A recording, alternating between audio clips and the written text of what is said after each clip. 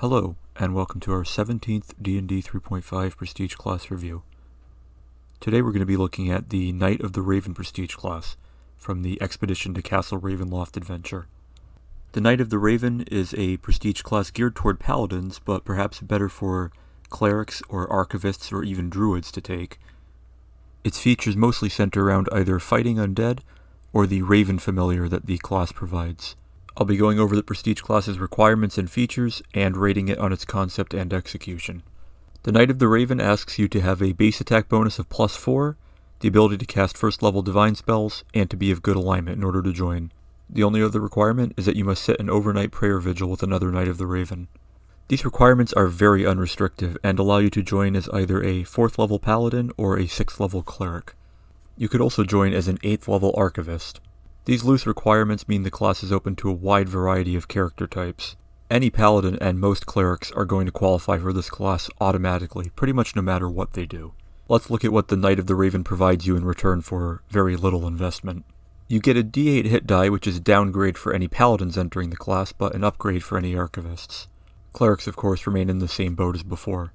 You get 2+ intelligence modifier per level skill points. The class skill list is pretty short, but it does add survival and spot to your list of class skills. Your divine spellcasting will advance with this class at every level but first. This is a bit of a downside, but the features this class provides should hopefully make up for it. Oh, and lastly, you get good fortitude and will saves, as both the cleric and paladin already do, so this will continue that trend for you, as well as giving a small boost to your saves. Now on to class features. At level 1, you're going to gain what is effectively a Celestial Raven familiar. You have a Celestial Raven whose hit points are equal to half of your full total normal hit points. It's going to have your base saving throw bonuses, an intelligence score of 3, and, most importantly possibly, if it is killed, a replacement will appear at the next dawn. And, unlike with the familiar, you don't suffer any penalties if your Raven dies. While this might seem a little bit callous, it does allow you to be much more liberal with how and how often you send your Raven familiar into battle. Another major boon to its survivability is the fact that it never provokes attack of opportunities, which makes it a peerless skirmisher. And this also helps complement its other abilities, which it gains at each odd-numbered level of this Prestige class. We'll quickly go over these abilities separately from the rest of the Prestige class's features. At level 1, you gain the Harry ability. As a swift action, you can command your Raven to distract one opponent within 30 feet. They have to make a will save. The DC is 10, plus half your class level, plus your charisma modifier. If the save fails, that opponent takes a -2 penalty to its armor class for 1 round. This is a fairly good debuff, but it is a pretty easy DC to make. Still, for a level 1 ability for this Prestige class, it's not bad.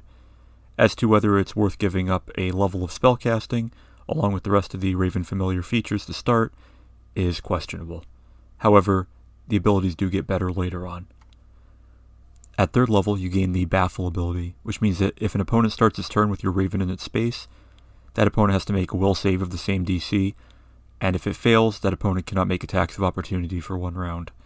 This effect happens automatically, with no action required on your part, not even a swift action.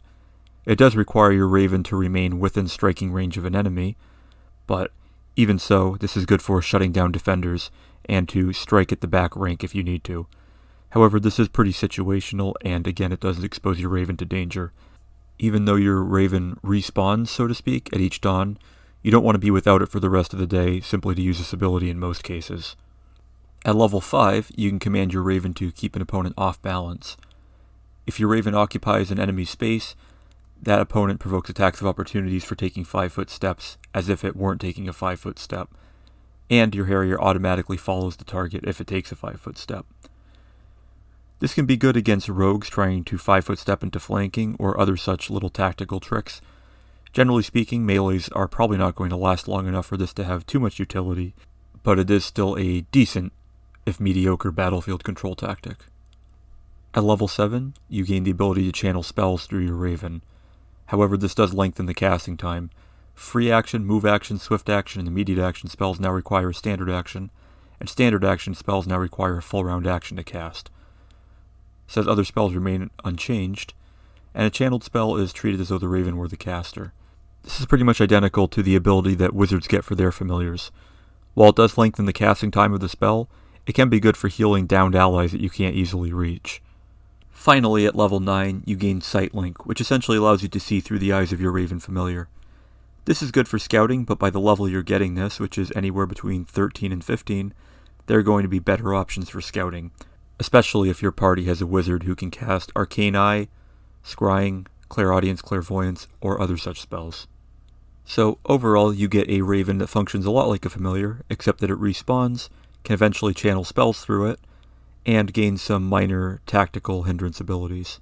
A lot of the rest of the Prestige class's features have to do with harming undead or mitigating negative energy effects. One that doesn't is your ability to speak with ravens at level 2, which allows you to communicate with any raven, not just your familiar.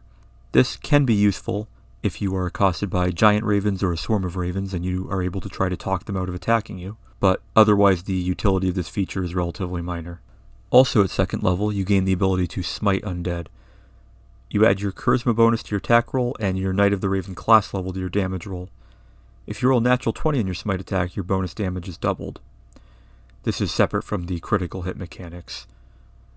You can use this once a day at 2nd level, and you gain another use at 4th, 6th, and so on, so every odd-numbered level you can use it an additional 1 time per day.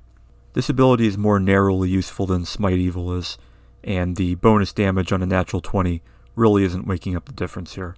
This is certainly a lesser version of Smite Evil, but it is one that is in line with the class's flavor. Also, while there may be other rules that prohibit this somehow, it doesn't say anywhere in the ability that you can't combine this attack with a Smite Evil attack. And also, it does allow you to reroll your mischance once if you're using this to attack an incorporeal undead, which can be extremely helpful. At 3rd level, you gain the ability to turn undead as a cleric of 2 levels lower. Or if you can already turn undead, you add that number to your effective cleric level for turning instead. If you're entering this class as a cleric, this does mean that your turn undead ability is going to lag significantly behind. This certainly goes against the Undead Slayer archetype of the class, so this is a drawback. That said, it is better for your turn undead ability to advance slowly rather than not at all.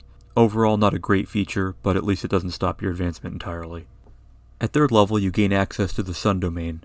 If you have cleric levels and don't already have access to it, you gain its granted power, which is greater turning once a day, and you can choose domain spells from that spell list.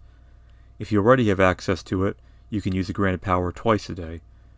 If you don't have cleric levels, then you can use the granted power of the Sun Domain, and you can add the Sun Domain spells to your class's spell list. This is quite powerful as the greater turning once a day is quite strong. If you're not already a cleric though, it is going to be quite difficult to use. While it does allow you to destroy undead that you would normally turn, you have to be able to turn them in order to do so, and having to deal with not only turning off of your class level, not your character level, but also subtracting 2 from that, is going to make it very difficult to do if you're not already a cleric. At 4th level, you gain increased potency with your light spells.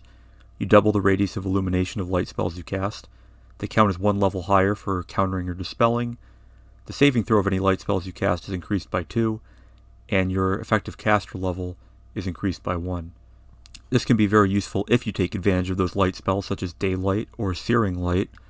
However, if you're not going to be casting them a lot, it's not going to be useful at all, and even if it is going to be just a small benefit. These light spells are not hugely powerful. For example, the Light of Venya, Light of Mercuria, and other spells like that from the Spell Compendium are simply not very strong for their level, even if they provide typeless damage. That said, light spells can be good against vampires and other sorts of undead, and that is what this Prestige class aims to be good at killing. At 5th and 8th level respectively, you gain the Enduring Life and Lasting Life feats as bonus feats.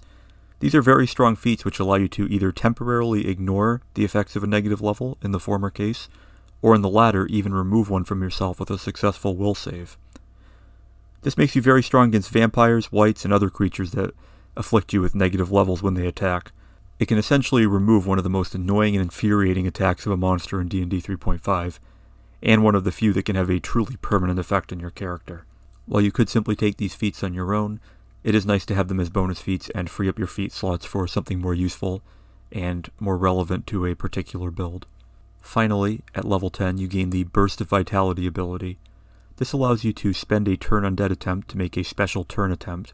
You roll a turning check, and the result that is normally the maximum hit die of undead you can affect is instead the number of negative levels that you can remove from yourself and allies within 30 feet of you. This is a fairly niche ability, but an extremely strong one, In the right situation, this could really turn the tide of a battle. If your campaign is going to involve a lot of interaction with vampires, wights, and the like, or spellcasters using spells like Enervation, then you are almost certain to find this feature useful. The only downside is that a competently assembled party, or a competently thought out battle plan, will make this feature a bit less useful. It's pretty uncommon for your group to have 10 to 15 negative levels amongst them, but it could happen, and this feature is an excellent and flavorful capstone for this prestige class. So, overall, this is a fairly strong prestige class, though it functions best in an adventure like the Expedition to Castle Ravenloft that heavily features undead. While the respawning ability of your Raven Harrier makes it much safer to use in combat, and its array of tricks does make it more interesting than a normal familiar in some ways, the effects of the tricks themselves are, as a whole, fairly mediocre. You are giving up a level of spellcasting in order to take this prestige class, though you are still retaining most of it, and as a cleric at least, that's going to be your most important class feature, which continues advancing throughout your time in the Knight of the Raven. As a paladin, you'll be missing out on your special mount, as well as the Remove Disease ability and progressions to your Smite Evil. Now, you will be getting a different, narrower type of Smite Evil ability, but it will still be a downgrade. That said, you are not missing out on that many class features taking this prestige class as a paladin, so it can still be a good option if your campaign is going to include a significant amount of undead. The progression for your alternative smite is a little bit faster to compensate than the paladin's Smite Evil, which may or may not be able to compensate for it being more situational. Speaking of being situational, the paladin's Remove Disease ability is only going to come up so often, and the anti-negative energy abilities of the Knight of the Raven are probably going to be more relevant to most campaigns, even those that don't feature undead primarily. As for clerics, and to a lesser extent paladins, many of their offensive spells require a melee touch attack to hit their target, so being able to channel a spell through a familiar that you don't really need to worry about losing can be a massive boon and make some spells that are otherwise non-viable quite useful. While being behind a level on spellcasting does hurt, having an entire toolbox of new toys to play with, particularly Raven maneuvers that are swift actions that won't interrupt your spellcasting, is going to give your character a lot more versatility.